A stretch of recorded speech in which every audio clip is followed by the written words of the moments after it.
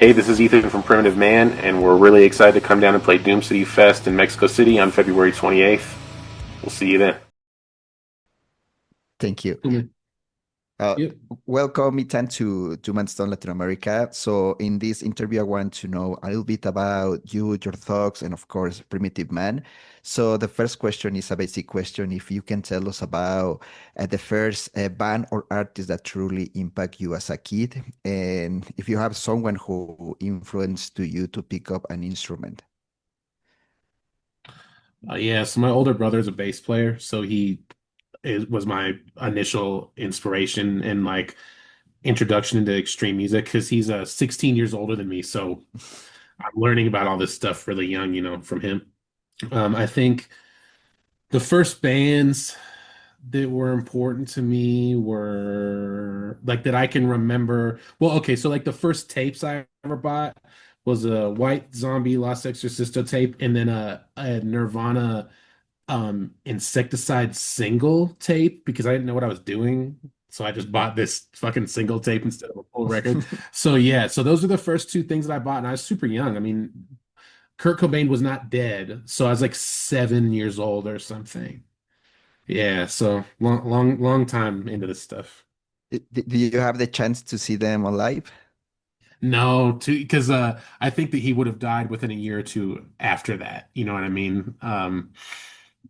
And White Zombie quit being a band before I was old enough probably to go to shows. I'm 42, so I got into this stuff really young, but was too young to really like attend the events. Do you remember how you get your first instrument? Yeah, my brother gave me an acoustic guitar and I learned on that for a while, and then he made me an electric guitar, and then I started from there. Nice, nice. And about your first band, do you remember your first time and the first time that you play in front of people? Yeah, I had a friend, I was probably in like fifth grade. And I think I had a friend, I think his name was Jonathan. Yeah, Johnny. And he played the drums, and me and him and a couple kids got together and tried to jam. And then I had a couple little things that happened, like, later on in high school. I had like a group of friends that I played with the whole time, but we never did anything or recorded jack shit. And then I started playing with older guys, I guess, around the time I was 16. But again, it was just local bands that didn't really have the money to record. This is before the social media and not pre-internet, but before the internet as we know it now. So just kind of a different time. So I don't really have much to show for it, but yeah. Yeah, yesterday I talked with Mike from Job, and he told me he discovered in the 90s this kind of music, Doom, basically Candlemass and Viros, and later with stonerrock.com, a lot of people discover all these kind of bands. In your case, how was the path to discover these heavy sounds like stoner doom? We call stoner doom in these days, but probably at that time, the label didn't exist. Man, I don't really. I wish I could remember when I really learned about stoner metal, but I'm pretty sure that there was a some label re-released Dope Smoker on CD, and it was with that old artwork that's like blue. Have you seen this? And so if I could pinpoint the year that that was re-released on this CD, I could tell you when I got into like this kind of sound because to me, Sleep was the only band I knew that sounded that way, and then I kind of expanded into other horizons and other like stoner rock and doom metal bands and stuff like that. I mean, and I got into Crowbar really young, but that's it's sort of different. There's like a hardcore thing there. So again, the pre-internet thing, it was just kind of pulling from anywhere that you sort of could. So I guess for like longer songs and for stoner-esque kind of stuff, Sleep was probably the first band for me. I want to say this is probably around like I don't know, like 1999 or 2000 or something like that. Yeah, You know? yeah. So how you get involved or you decide to start to creating music, slow music? Because usually when we love punk or metal in general, we usually we love to play faster. We're playing with Crust or all these kind the beat. There is a division from they usually have a connection with Doom or or even with Stoner Doom, or even for speed or death metal, there is a connection with the Doom. But in your case, in which point you decide to explore this kind of slow sounds and you decide to create this band Primitive. Well, so I was playing grindcore and kind of death metal sounding stuff and crusty sounding stuff, like you'd mentioned, for years. And then after all those bands ended, and I'd love Doom, and I was listening to primarily Doom while I was in these fast bands. It's just like my favorite kind of stuff. I'd always wanted to incorporate Doom into our music, but the guys I was playing with were like, nah, fast, fast, fast, fast, fast. So after this was over, I was like, well, I'm gonna do it. Like I'm gonna lean into playing this music I love and that I've always wanted to play. And so yeah, that's when I started So Primitve. when you start the band, uh, the sound was like in these days, I mean, really slow and crushing because on live your sound is just massive, you need to put earplugs if no, you will lose your ears.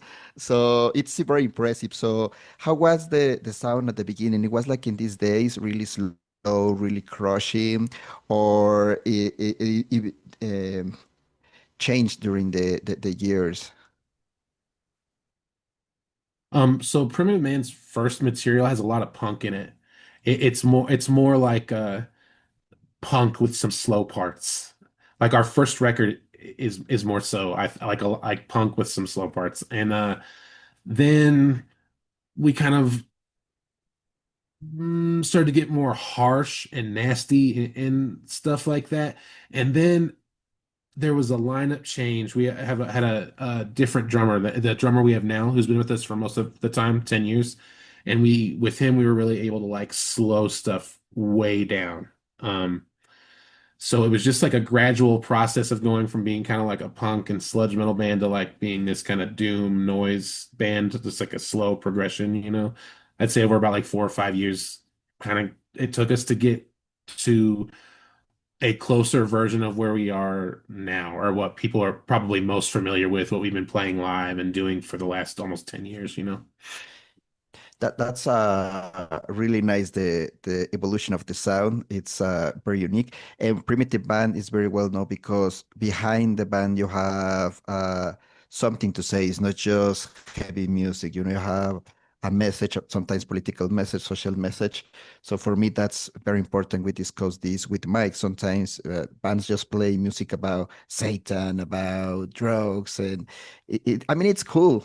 It's part of the genre, but we want to hear something different. And for me, Primitive Band is like that kind of band. So, can you tell us a little bit the philosophy behind the band? Well, I talk about a lot of stuff. I talk about personal stuff, world issues, political stuff. I think primitive man believe in absolute human rights for all people. That's the best way I could sum it up. And if you are at all interested in taking away anyone's basic human rights, we do not like you. But I think that's the easiest way to distill what primitive man is about. Beautiful, beautiful. And I have a personal question related with this.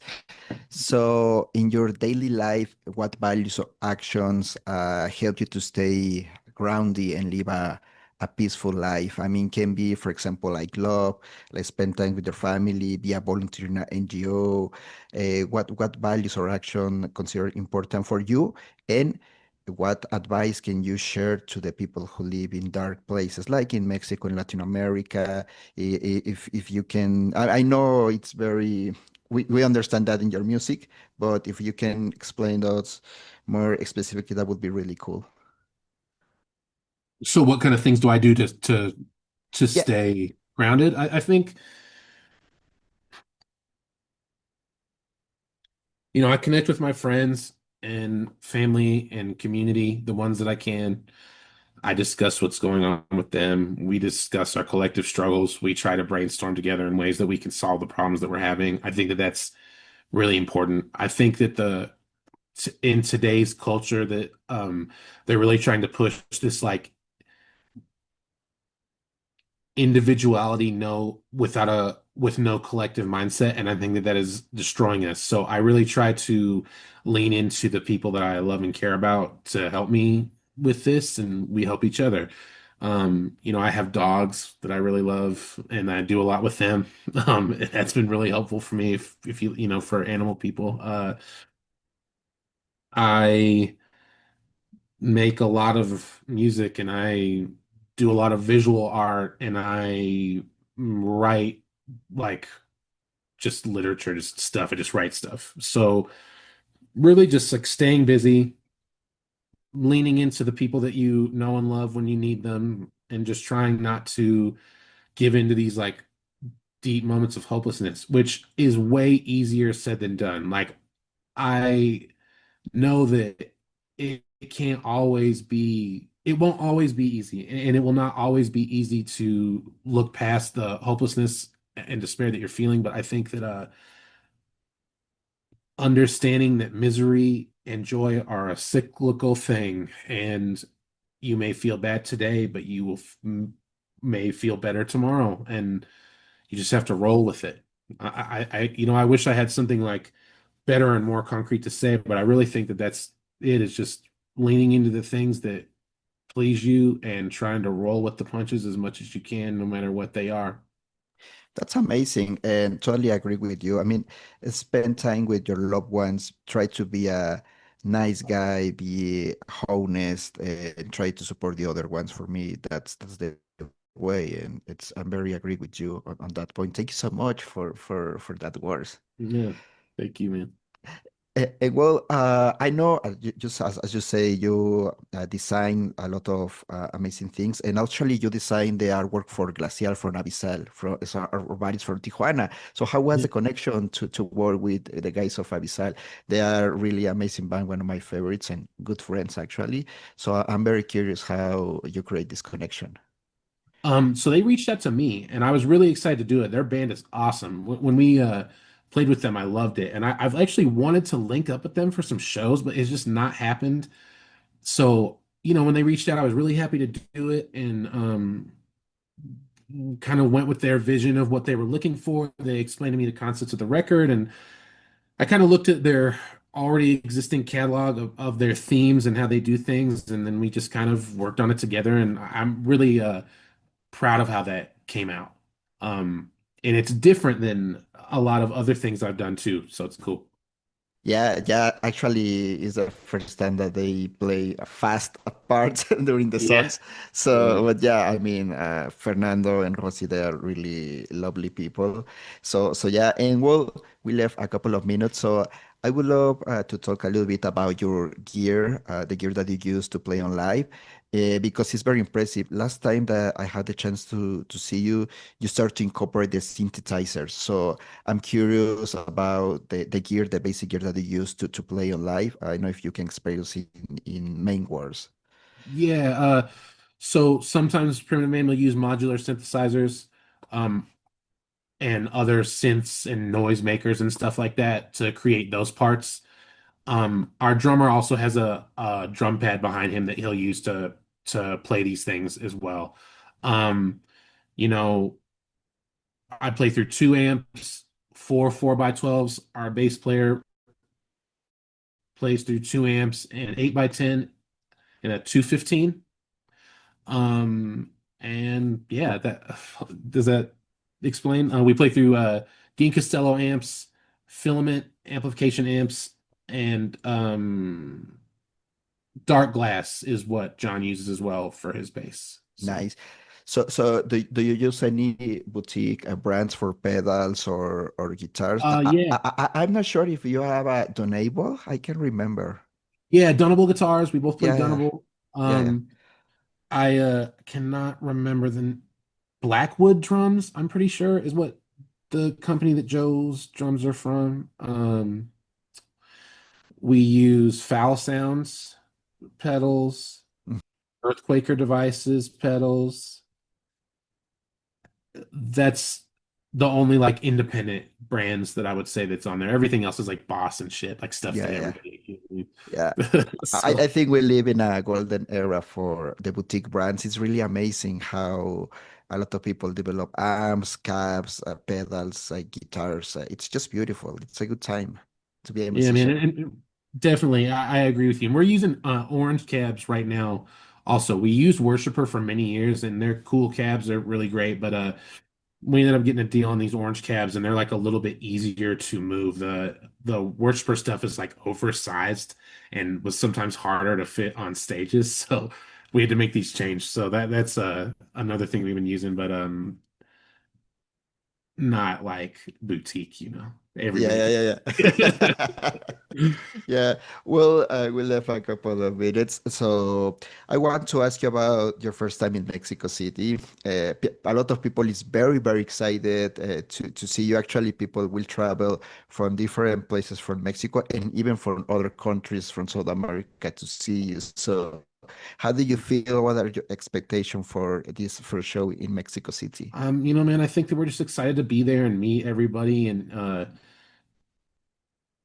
experience as much of the city as we can for the small time that we're there. See the other bands that are playing. We're fans of those bands. Some of the bands I don't know, so I'm gonna check those out too. I think no real expectations. We're just like excited to have a good time, just hoping to have a good show and I don't know, like eat good food and drink beer and everything else. It would be really, really So nice. I mean, for me, Primitive Man represent the life in Mexico, because he's chaotic, he's crazy, it's just massive. It's crazy to live here in the city. So it would be a good experience for a lot of people.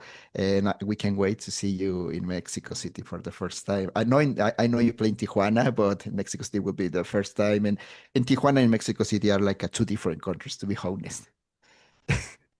yeah, absolutely, man. I've heard that from people as well. So I know it's going to be a lot different than the Mexico that I've seen, because the Mexico that I've seen is just across the border from fucking America. So, so yeah, I can't wait. I am very excited. Thank you so much, Ethan, for this interview, and we can wait to see you in Mexico City at Doom City Fest. And well, that's it, I think. Any final words for your fans in Mexico or Latin America? Can't wait to see y'all. Doom your life. Thank you.